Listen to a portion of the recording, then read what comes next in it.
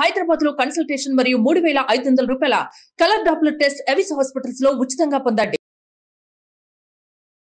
నమస్తే రమగారు. నమస్తే జయ. రమగారు, ఏదైనా దెయ్యాల కథలు మంచి ఇంట్రెస్టింగ్ స్టోరీ ఉంటే చెప్పండి. ఇంట్రెస్టింగ్ అన్నగానే నేను డిఫరెంట్ అని చెప్పగలను. ఓకే. గృహ పిశాచాల కథ చెప్పాను. గృహ పిశాచాలా? ఎప్పుడైనా విన్నావా? ఇంటిని పట్టుకుని వేలాడుతున్నాయా? ఒకప్పుడట బుద్ధ భగవానుడికి ముందు మహాకోశాల దేశంలో, ఆ కాలంలో బుద్ధ భగవానుడి కాలంలో ఇంటికి ఒక పిశాచం బట్టి ఉండేదట. నిజం చెప్తున్నారా? కథలో విషయమా? కథ. ఓ, ఉంటాయి కొన్ని ఇళ్లలో ఉన్నాయని చెప్పేవాళ్ళు జయ. వాళ్ళ ఇంట్లో దైవం ఉందని. ఏం చేయదండి. ఏమిటి చేయదు, వీళ్ళతో పాటు అది కూడా ఉంటుంది. అవునా? ఉంటాయి అట్లా. ఓకే. ఉండేవి. ఓకే. ఇప్పుడు ఉన్నాయి లేదా నాకు తెలీదు. అంత పాతకాలం ఇళ్ళు, తెరిపిగా ఉన్న ఇళ్ళే ఉన్నాయి జయ. మనకంతా ఇవే కదా. అదే కదా. స్క్వేర్ డబ్బా ఇల్లు, బోర్లు ఇచ్చిన కిరసనాయిల డబ్బా లేదా నిలబెట్టిన కిరసనాయిల డబ్బాలే మన ఇల్లు. అంతే. మన ఇంట్లో ఆటకలు, సరంబీలు అవి ఏవి ఇప్పుడు? అవును అవును, ఏమీ లేవు. అంతా ఓపెన్ కదా. అవును. పాతకాలపు ఇళ్ళు వేరు, కట్టడాల పద్ధతులే వేరు. అయితే ఇంటికి ఒక గృహ పిశాచం ఉండేది. ఒక పిశాచం ఉండేది. అప్పుడు ప్రజలు మూఢులుగా ఉండేవాళ్ళట. ఈ ఇల్లు పట్టి వేళ్లాడే పిశాచాలని గృహదేవతలుగా భావించి వాటిని పూజించేవాళ్ళట. ఓ, ప్రతి నెల అమావాస్యకి వాటికి బలులు సమర్పించేవాళ్ళు. మా గృహదేవతగా అనుకునేవాళ్ళు అనమాట. అదేదో హెల్ప్ చేసేదేమో.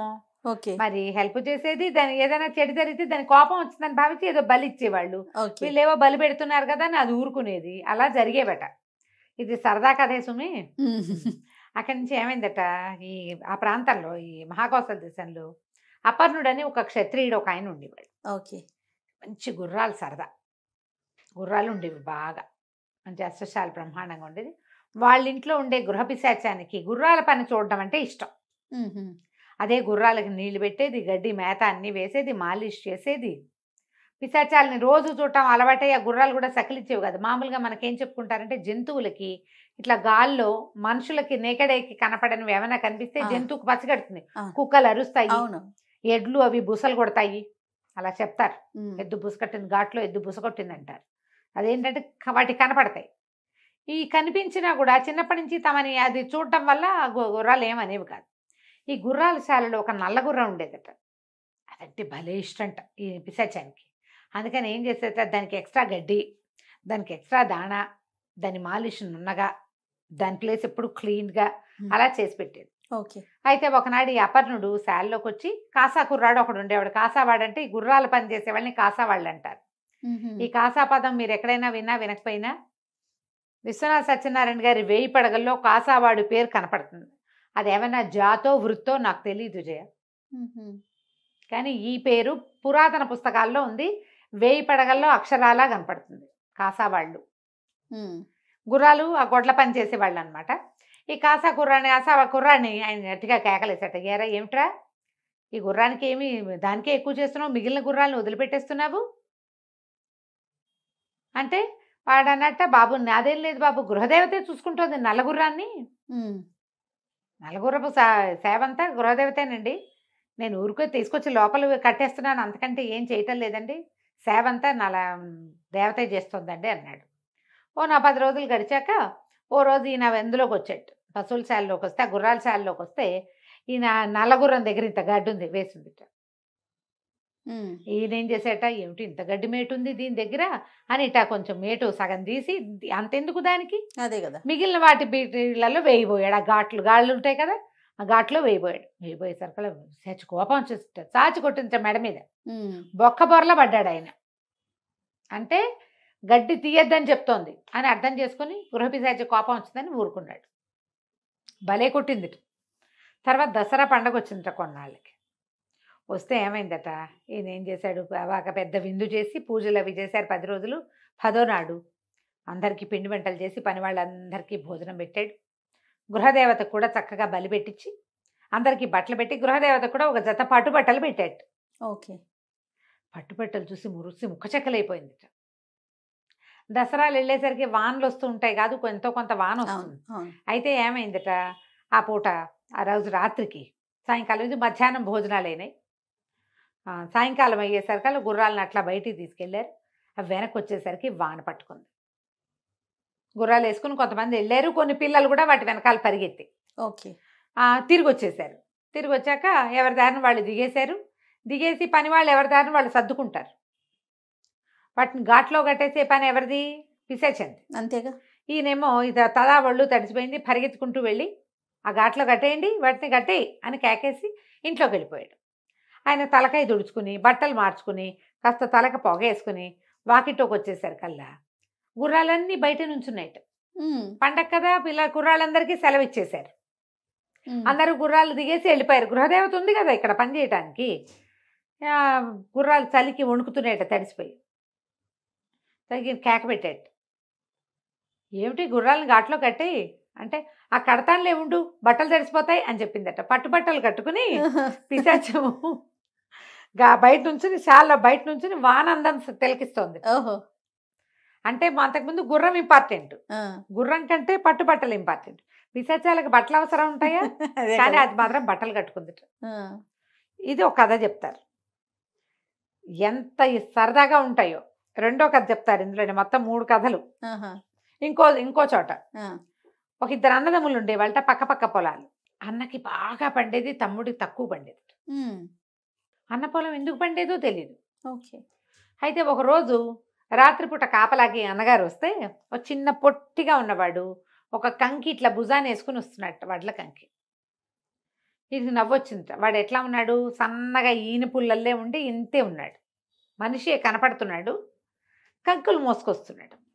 ఏరా బుడతా, నువ్వెక్కడ మోస్తావురా దాన్ని, అంత బరువు మోయగలవా నువ్వు అన్నాడు. అనగానే బుడత సర్రమని చూసాట పైకి. చూసాడా, కంకి పడేసాడు. దీని మోత నేను నీకు మోసుకొచ్చేది ఏమిటో నీకు తెలిస్తే ఈ మాట మాట్లాడవు నువ్వు అని చెప్పాడు. ఆ కంకి అక్కడ వారేసి ఎక్కడికో పోయాడు. అక్కడి నుంచి ఎప్పుడు అన్నయ్యకి ఎక్కువ పండేది కాదు. వాడెవడు? వీడి పిశాచి. ఓహో, ఈ అన్నగారి పిశాచి.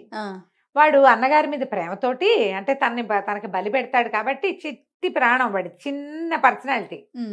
తమ్ముడు కంకుల్లో నుంచి రోజు రాత్రిపూట ఒకటి ఒకటి ఒకటి ఒకటి మోసుకొచ్చి ఇక్కడ వేసేవాడు.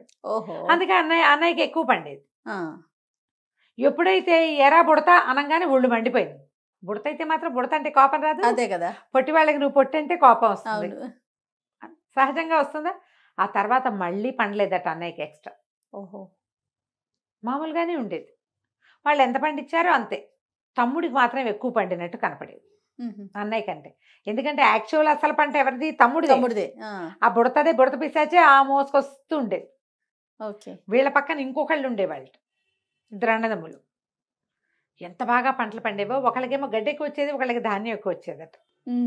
అన్నయ్యకో పిశాచం, తమ్ముడికో పిశాచం ఉండేవిట అక్కడ. ఓ పిశాచేమో ధాన్యం దొంగిలిచ్చేది, రెండో పిశాచేమో గడ్డి దొంగిలిచ్చేది. వీళ్ళ గడ్డి అది పట్టుకుపోయేది, వాళ్ళ ధాన్యం ఇది పట్టుకొచ్చేది. ఓ రోజు ఎప్పుడో సడన్ గా ఈ 2 పిశాచాలు 2 దొంగతనాలు బయటపడిపోయినాయి.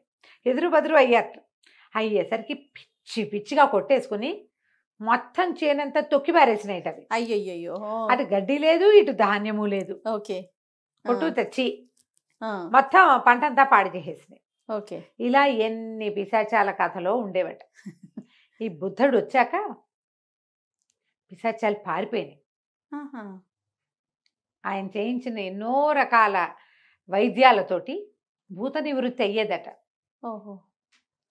మొత్తం భూతాలన్నీ పోయినాయి, ఏమీ లేవు. కొన్నిటికి విముక్తి లభించింది.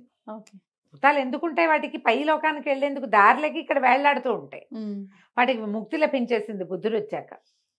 కొన్ని వెళ్ళిపోయినాయి, ఇక దేవతలుగా ఉండటానికి ఇష్టం లేక ప్రజలకు తెలియక బలులు పెడుతూనే ఉండేవాళ్ళ. మాకు ఇంటి నిండా కాకులు వస్తున్నాయి, ఎలకలు వస్తున్నాయి, గృహదేవత నువ్వు మమ్మల్ని రక్షించు అని బలి పెట్టేవాళ్ళు. బలి పుచ్చుకునేది కాదు, రక్షించేది కాదు. అది చాలా కాలం పెట్టి తర్వాత బలులు పెట్టడం మానేశారు. మామూలుగా మీకు ఇప్పుడు తెలియదు మనకి. ఇదివరకటి కాలంలో ఏం చేసేవాళ్ళు అంటే మార్గబలి అలాంటివి పెట్టేవాళ్ళు. మన ఇంటి దగ్గర 3 రోడ్ల కూడలో 4 రోడ్ల కూడలో ఉందనుకో, అప్పుడు తీసుకెళ్ళి అక్కడ ఏమైనా భూతబలి అని ఆహారం వదిలిపెట్టేవాళ్ళు రాత్రిపూట. కుక్కలు, పిల్లులు, అవి ఇవి రోడ్ల మీద తిరిగే చిన్న చిన్న జంతువులు అవి తినేవి. దిష్టి తీసి పారేయటం కాదు చేయ, కాదు, భలే అన్నమే ఆహారం పట్టుకెళ్ళి పెట్టేవాళ్ళు. అదేలేండి. మనం మృచ్చకటికం అని ఒక పుస్తకం చెప్పుకున్నామా మనం? మృచ్చకటికంలో ఇది క్లియర్ గా కనపడుతుంది. అమ్మాయి మార్గబలి పట్టుకెళ్ళి రజిలో దారిలో వదిలిపెడతారట. ఓకే. మనం కూడా ఎక్కడికైనా వెళ్ళేటప్పుడు అప్పుడు ఏం చేస్తామమ్మా, అందరికీ అవి ఇవి పంచి పెడతామా, కుక్కలకి అన్నం పెట్టడం అవును. అలాంటివి చెప్తారు. పెద్ద పెద్ద ప్రయాణాలు చేసేటప్పుడు కనపడిన కుక్కలకి అన్నం పెట్టడం, ఎవరైనా వాకిట్లో పని పేదవాళ్ళు వస్తే లేదనకుండా పంపించమంటారు. పంపించడం. లేదనకూడదు, ఏదో ఒకటి పెట్టి పంపించాలి. అవన్నీ ఏంటంటే మనకి భవిష్యత్తు ప్రయాణాల్లో ఉపయోగపడతాయి అన్నమాట. ఈ పిశాచాల కథ ఇది. చాలా బాగుంది. నమస్తే అండి. నమస్తే జయ.